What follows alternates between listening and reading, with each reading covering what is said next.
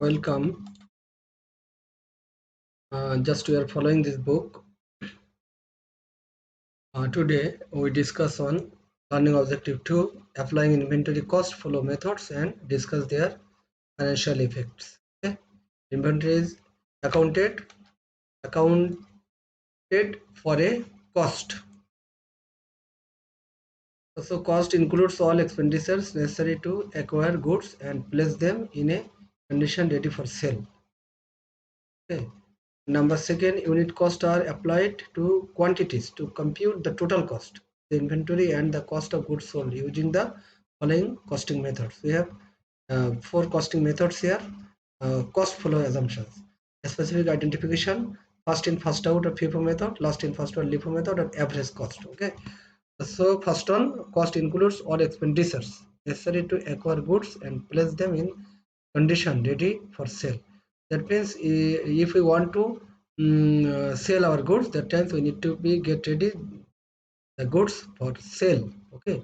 So here cost includes all expenditure necessary to acquire goods. That means when we acquire goods, when we collect goods, when we procure goods, that times we need to be consider all expenditure, necessary expenditure. Place them in condition. Place them in condition ready for sale. Number second, unit costs are applied. That means the unit costs are applied to quantities to compute the total cost. Unit costs are applied. That means per unit cost. To compute the total cost, we need to apply unit cost. And the unit cost means suppose one pen. So one pen, 1 unit. The 1 unit cost is $1. So 2 units cost $2. So to first like this, we need to be compute the total cost and of the inventory and the cost of goods sold, the two types, using the following costing methods. We have four methods: specific identification, first in first out method, last in first out, average cost method. Okay. So here inventory costing, the station previous TV company purchased 3 identical 50 inches TV on different dates at cost here 700, 750 and $800 during the year. Series sold 2 sets, 1200 each. These facts are summarized below. In purchase February 3, this one, March 5, this one, and March 22, this one. Okay. So sales 2 TVs, $2,400 means one, that means each TV 1,200 and 2 TV 2,400. Okay.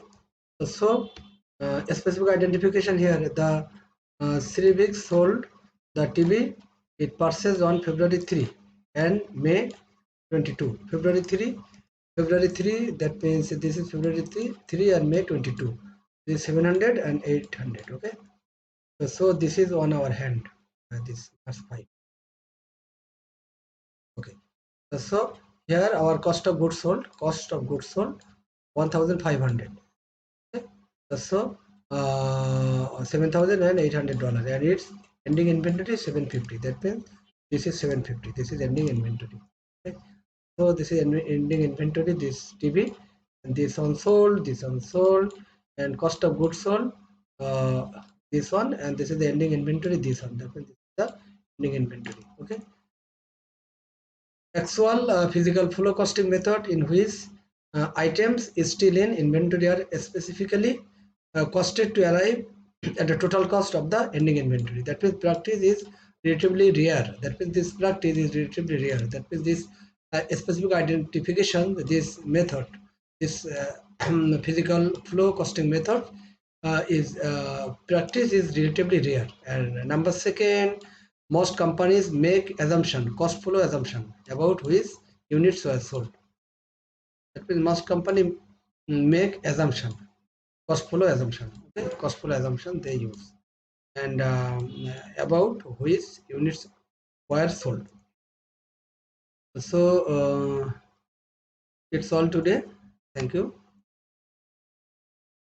so much.